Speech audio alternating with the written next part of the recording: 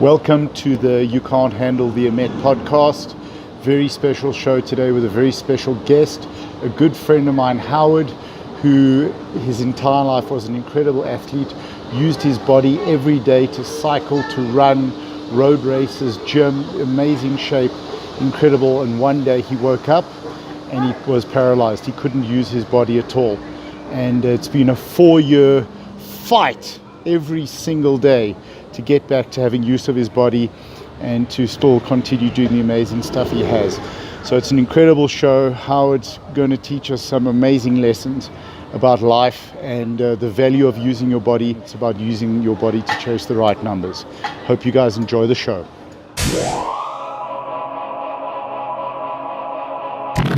So guys, welcome to this episode of the You Can't Handle the Emet podcast. How cool is that? You can't handle the truth. Lekker, thank you. I'm here with a very good friend, Howard, and we've known one another probably for about 25 years, 30 years. So what we basically wanted to chat about today is, and I've been fortunate to get some people that I can talk to about the value of having your body and the value of using your body. And sometimes stuff can get taken away from you, your ability to be physical. So how are you like properly like gym, machine, cycling, really physical, very strong, and one day you woke up and you weren't able to use your body anymore. So if you just want to chat about that, a little bit of background, if you're cool, and then I'll fire off some questions as we go. So if you want to hold that mic, you're a very professional podcaster. Okay. Hello everybody. So 4 years ago now, I contracted a condition called Guillain-Barré syndrome, which is it's an autoimmune reaction from a virus or infection. And what happened is my body got confused and thought that the nerves were actually it's your peripheral nerves. Okay. It's your body, your immune considers your peripheral nerves as a bacteria or as an enemy.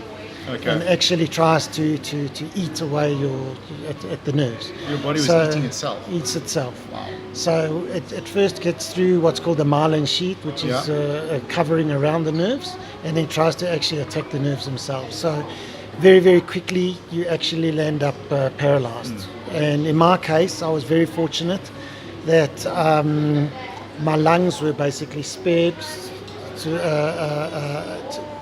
to having collapsed. Okay. And a very, very kind of common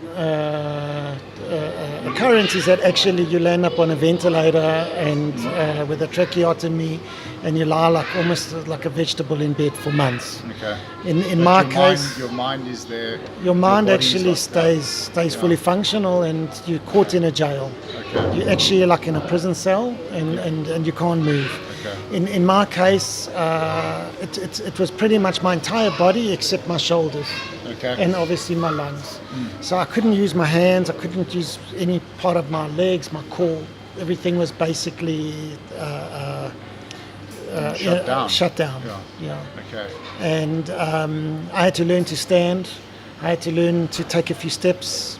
How to start. I walked with the walker initially, progressing on to crutches, one crutch, and then basically walking on my own, learning how to just pick up a cup of coffee. Cheers. Most important thing. Absolutely. Cheers. Yeah, cheers.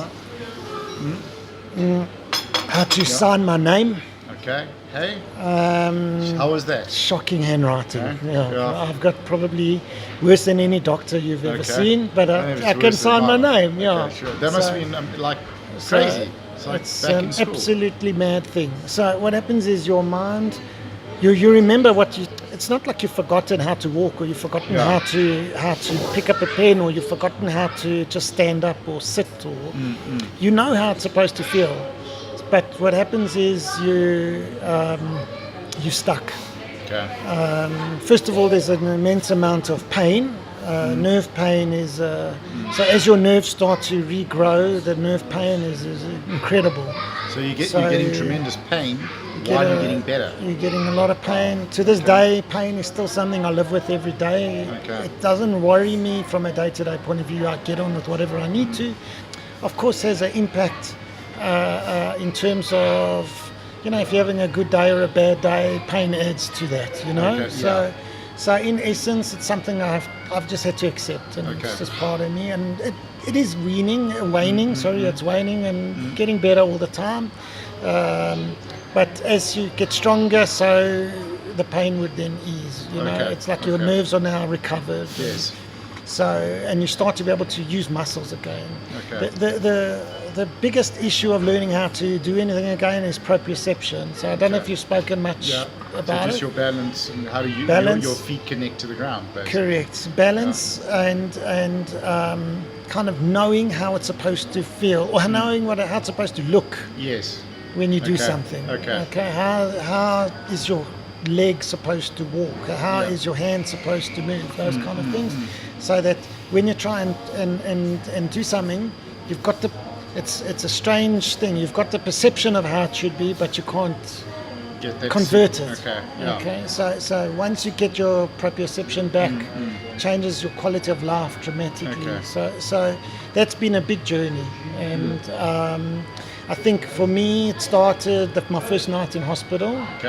That I felt that I knew I'd just been told about this chance of being on a tracheotomy within a ventilator within hours, and I just had decided I've always been a very strong-willed person, never given up on any challenge in life, and always pushed myself. Probably how I landed up in the hospital bed in the first place. But it's like I remember you at the gym 25 years ago, like going absolutely bossy. You'd run on the treadmill for 2 hours, then go for a run, come back, train and do the treadmill again. 100%. And I used to tell my kids I'm pound for pound strongest dad in the world. Yeah, absolutely, 100%. Bench press 150 kilos, that's 75 kilograms. So that's pushing my body to the limit, and I think it's what I've always been used to, and not necessarily a good thing by any means, but it definitely, the mindset is what helped me to get to where I am today. Absolutely. If I hadn't have been someone pushing myself, I wouldn't be sitting here with you now. You fought to get your body back properly. Right, cool. Shall I grab it? Okay, right, cool. Hold it for me. Exactly. I know. I'm making you hold it. Such a mean guy. So what I was like, you're an incredibly physical person. Your body brought you tremendous joy. You used your body for what it was intended, and then that got taken away from you, and you've had a fight to get that back. If you could get your sort of thoughts on telling people the value of using their bodies. Maybe someone who doesn't because of diet and lifestyle, that they're not using their bodies as much as they can. That it's a gift. That just your thoughts on that. Okay. I'll hold it if you want. So lying in hospital my first night and being told what could possibly, it was already bad enough that I couldn't move, and then knowing that I possibly could be lying there literally, they even said there was a chance that I wouldn't be able to open my eyes the next morning. So it's literally lying there in a locked up jail. I felt there's absolutely no ways I could allow that to happen to me. And it's incredible when you put in that kind of situation, how you actually feel, you feel relief. It could have been worse. Yes. As bad as anything is, it could have been worse. Could always been worse, So the gratitude that you have for where you are in the moment, is immense. And I think that's where it all started for me, from that moment. Lying in bed saying, geez, thank God, it could have been so much worse. Thank God, I know I'll push through this, I'll recover. I'm not going to be a statistic. I'm going to get my life back, and I will make the most of it. And I think what happens is it's a process. It takes years, and you've got to actually take it as a journey. And your body is on a journey, effectively. And you've got to actually take gratitude for where you are at every step of the way on that journey. Absolutely. And for me, in my body, it was, I recorded a hell of a lot of the moments. And any milestone, just a simple milestone, for example, when I first learned how to pick up my leg and cross over. Like when you're sitting in a meeting, you just want to cross your legs or watching TV. That was one of the biggest things for me, that I could actually cross my legs. And so on and so on, like just simple steps in life that you Yes. actually take for granted on an everyday basis Right. that are immense things for other people. Okay, so I think everybody's different. Everybody comes from a different starting to a different end Yeah. point. But it's basically setting yourself goals, Right. and then once you're on that, once you've set the goal, you now start a journey. Yeah. And then where you are day by day in that journey is worth recording, or not necessarily physically, but I'm saying mentally. Yeah, yeah. Okay, and enjoying every minute of it, and Right. knowing that you've set a goal to do whatever it may be, to walk a kilometer. Yeah. Okay, once Yeah. you've done your first kilometer walk, Yeah. that milestone is an incredible thing. Yeah. Enjoy every minute of that Absolutely. happening. Right. And for me, That's it. That's the point, because it is. I mean, you're not going to get that back again. No. You've got to set the next one. But it is. I mean, it's huge. for Hey? me, I'm a very keen cyclist. Yeah. You back on your bike? I'm back on Hey? my bike. And Okay. for me, that the thing was that I had to get back on my bike. Yeah. How was that first time back on the bike? Very hard. Yeah. I managed to convince my physio in the beginning to let me try on at home on my trainer. Okay. I had to climb up on steps Yeah. to get onto the bike. Okay. I couldn't get my cleats in the pedals. Yeah. I couldn't get out. Couldn't stand up on the bike. All I could do is I could pedal at a couple of kilometers an hour for 2 minutes, Okay. and that was enough for me. I had done it. You Yeah. know, it was my I mean, even first getting step. on the bike, actually getting onto it. Yeah. So, Wow. Yeah. so just the fact of it was a sign that I will. Yeah. You know, a couple of months before that, I wouldn't have been able to get up the steps to get on the Yeah, bike. yeah. Okay. So it was just that first milestone, well, certain milestone on Yes. the way. Yeah. But for me, the biggest thing was having a long-term goal. Okay. So my long-term goal was to ride 94.7 again, Okay. and I had to ride the entire 94.7, which is kilometers, Yeah, obviously. yeah. All right, and not get off the bike. Okay.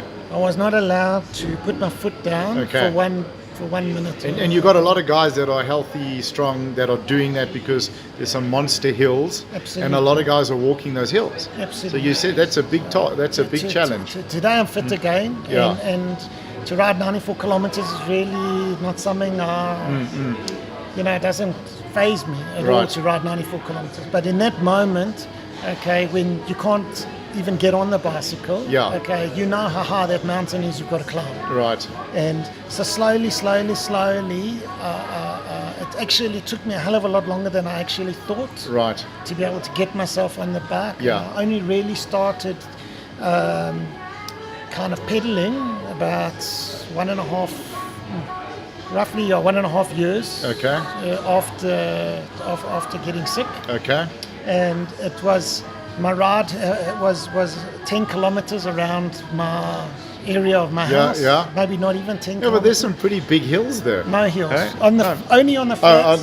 So back Getting and to the forth. end of the road, Okay, turning turn around, coming going back. back on the Okay. Okay. No Cool. hills. And Yeah. I think we averaged about 8 or 9 kilometers an hour. Okay, that's cool. Yeah. Which a 6-year-old could probably beat. And that was my first ride. Okay. And about 6 months, 7 months, 5 months later, Yeah. we were at 94.7. Okay. And Wow. we finished 94.7. Yeah. I did have to stop, take a wee. Pee? Well, Yeah. okay, that's fine. Okay. That's Have allowed. to eh? admit that. Yeah. Didn't quite make it without getting off the bike, but we made 94.7. Okay, cool, awesome. And Listen, for knowing me- what the bike costs, you don't want to be peeing on it. Yeah, So that's- exactly. Save the bike. Save the bike. Okay. So and from there you set the next goal. Okay. And the next goal, and the next goal, and the next goal. And Right. I continue to this day, Yeah. to set my goals further and further and further. Okay. You don't ever look at yesterday. You only Yeah. look for tomorrow. Right. You take this gift you've got. Yeah. Okay. That's it. And in the moment, what can you do? Okay. And that's how I view it. And But day by this day, is what you're using your body for. It's like, I mean, those goals, those little steps that you hit, what do they mean to you mentally? I mean, what